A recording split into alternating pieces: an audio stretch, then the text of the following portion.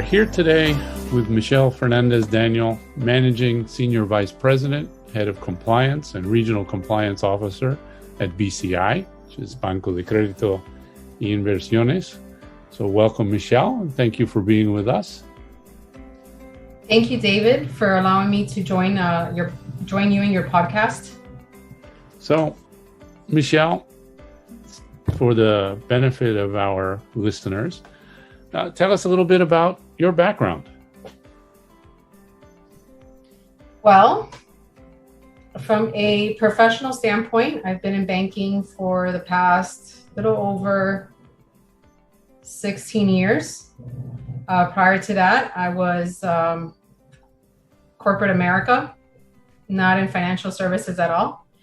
And I was there for about 6 or 7 years, and lived most of my life in South Florida in Miami, but originally from New Jersey.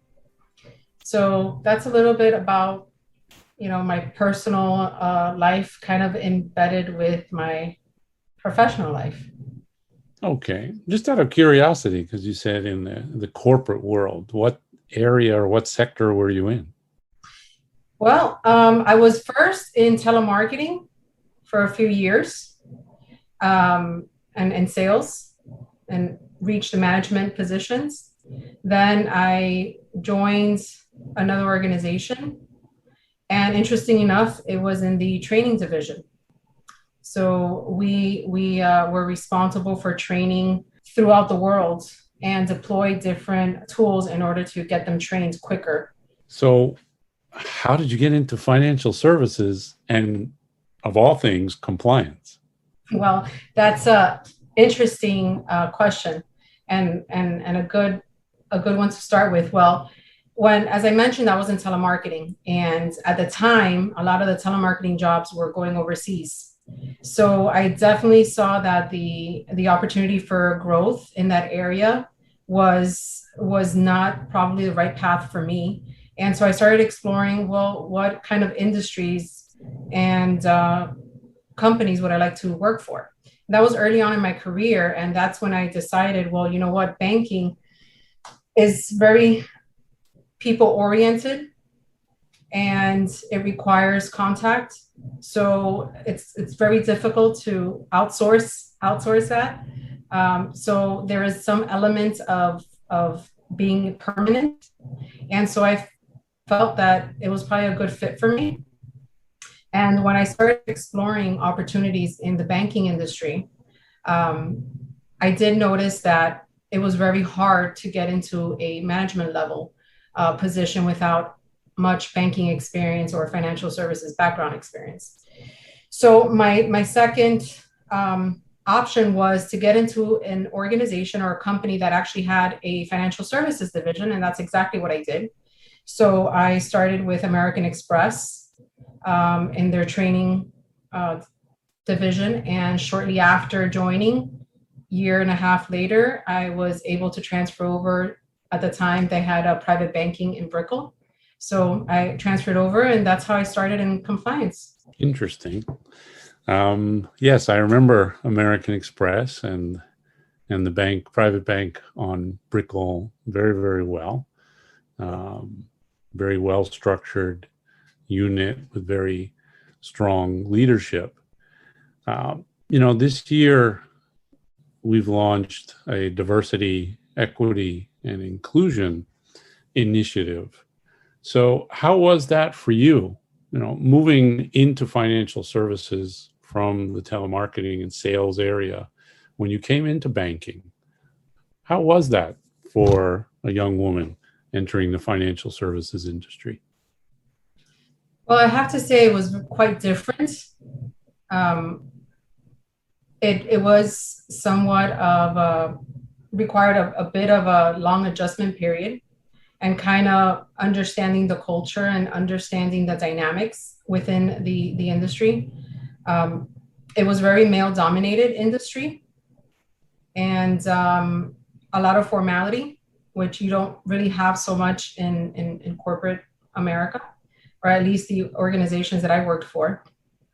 So it definitely was a bit challenging, but what made it easier I think, were the mentors that I had, and the ongoing training that the organization I worked for provided in order to ensure that there was, diversity, inclusion, built in within the culture of the company.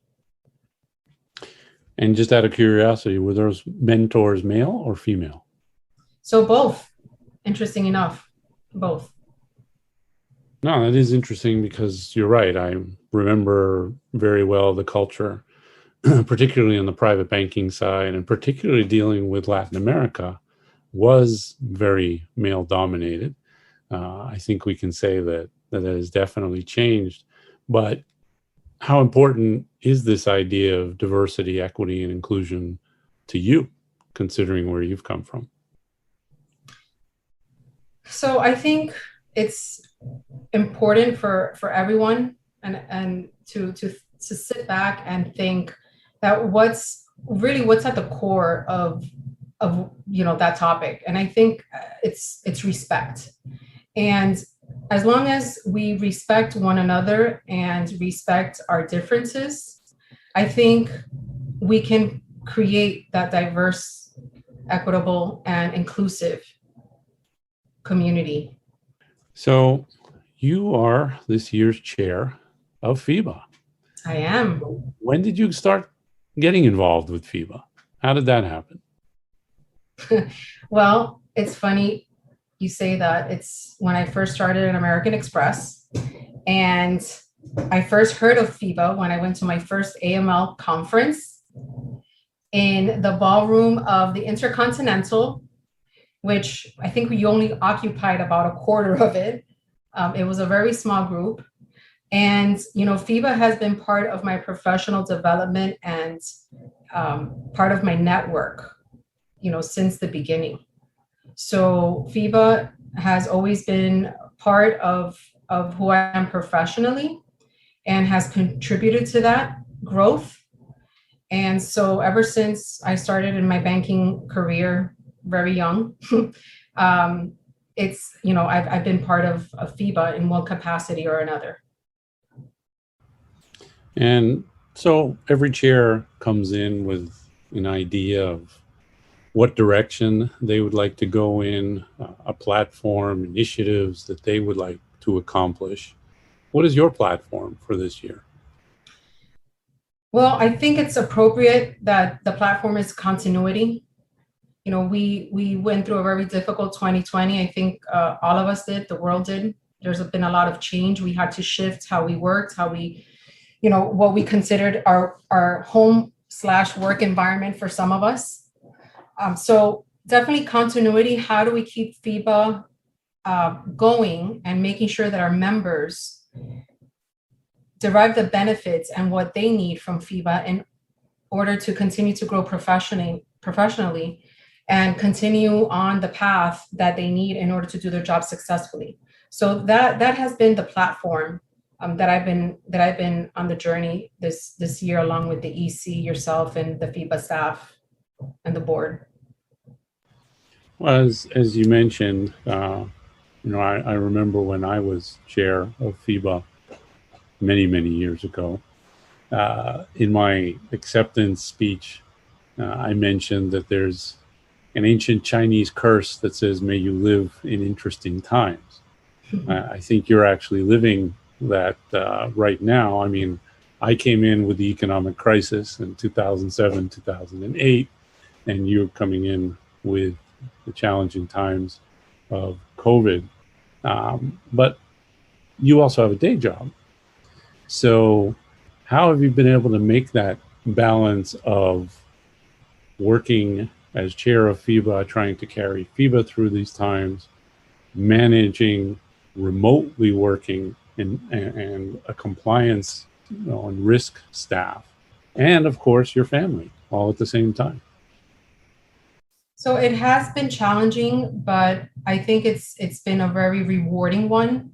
In times like this, you realize how important it is to have a really good support system. And I've been blessed to have a great team at the bank that does an excellent job. And they've been able to keep it going and as well as a great support team at FIBA with, your staff, David, and the EC and the board of directors. They've been extremely supportive, and of course, some of the past chairs have also been part of that support. So if it wasn't for the support system, I think it would not be possible to do what we've been able to accomplish this year. Of course, with a lot of dedication and time that has been put into all the different initiatives and effort to bring out new content, be able to provide a network, a virtual network to the members and bring us together when needed. You have a few actually certifications compliance, including FIBA's AML-CA designation, which we're very appreciative of. But how important has that education been to you? And what is your recommendation to others that are trying to follow that path? Well, education is definitely key in progressing in your career.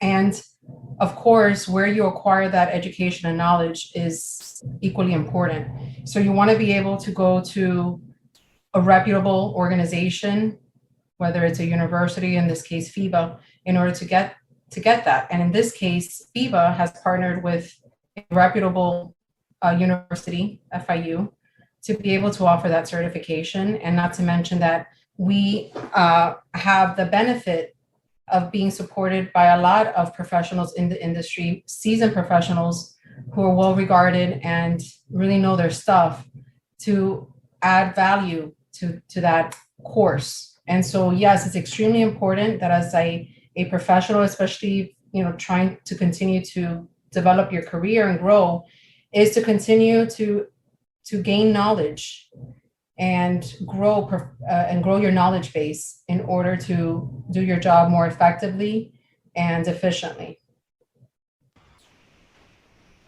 So why do you think it's important for someone to be a member of FIBA?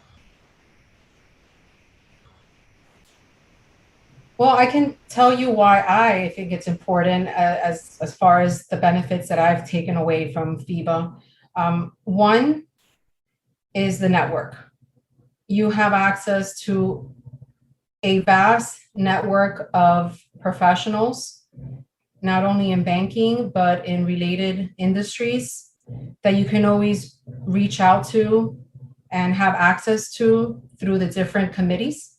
So I guess the second benefit is the committees or other professionals in the industry of what's going on and how some problems are being tackled, and kind of learn from one another.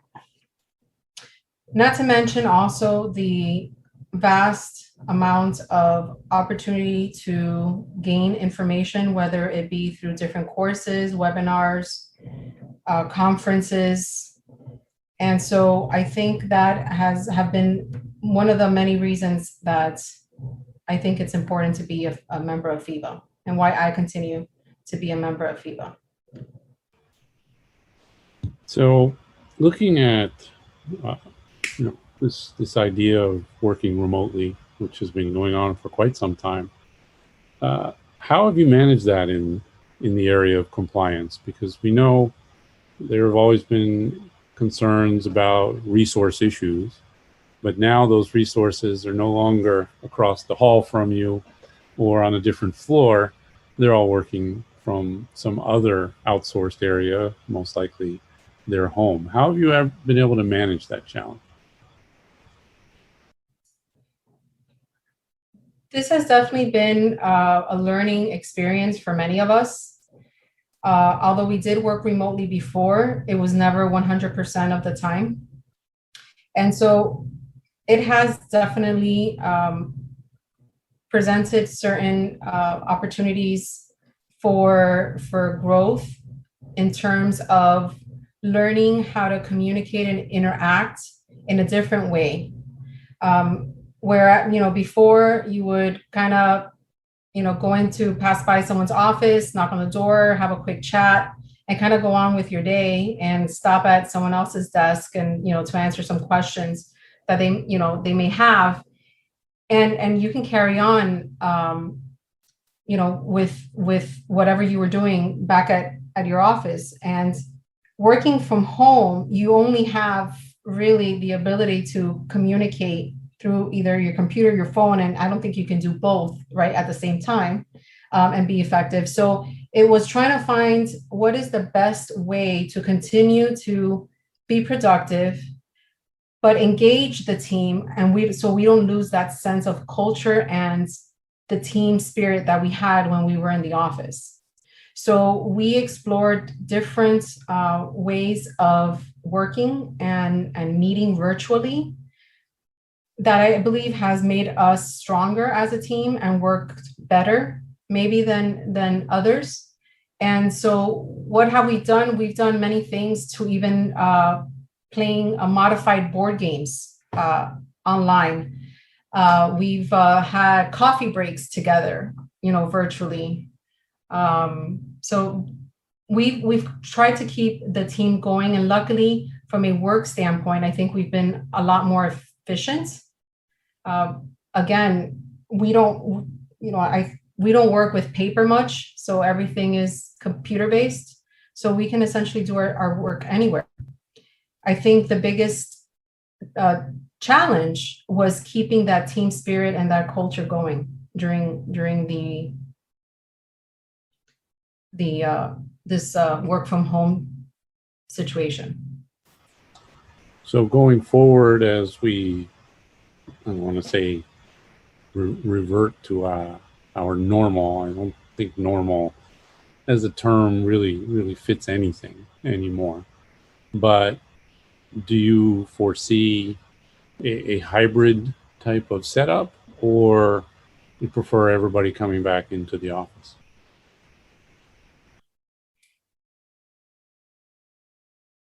What's important, part of what is driving the decision to whether we go back to the way things used to be, and I say the way things used to be, because I don't think we can ever go back to what they were. We've been exposed to over a year of working from home, and although it does have its drawbacks, for many, it has a lot of positives. People don't have to worry about commuting, although they're spending more time on screen, but they also have the benefit and flexibility that, when it's time to log off, they're steps away from their family in the next room, or steps away from, going outdoors and doing whatever hobbies or, sports that they play, without having to drive or go anywhere. So I think that has a benefit in itself, and that really it's hard to quantify. So what I see is, as long as we can continue to be effective and efficient and service our clients, internal and external, and find ways to continue to build a good work culture and continue to have a good connection with the team members, I don't see really the need to go back to the way things used to be. For us, or my experience has been that we've been very successful. I do have some staff that is going into the office a few days a week. So we do have some remote, some 100% remote, and some that are actually in the office. And it's moving into, once things get more settled down with the pandemic and people feel more comfortable getting together, it's about creating the opportunity to come together as a team, and whether it's through, on-site, work sessions, whether it's lunches or, happy hours, to kind of get together and have that bond, I think is something that I foresee in the future. But definitely a hybrid model, I think, would be, very effective and very much appreciated by my staff. Great. So to end this conversation, I appreciate your time. So what would you say to somebody who's not a member of FIBA at this point? Join. You're missing out. No, definitely strongly consider joining FIBA. It's a great organization. It's a great value. And they won't be disappointed. I couldn't agree with you more. Well, Michele, thank you very much. Appreciate your time. Again, Michele Fernandez-Daniel, Managing Senior Vice President, Head of Compliance and Regional Compliance Officer at BCI, Banco de Crédito y Inversión. Thank you, Michele.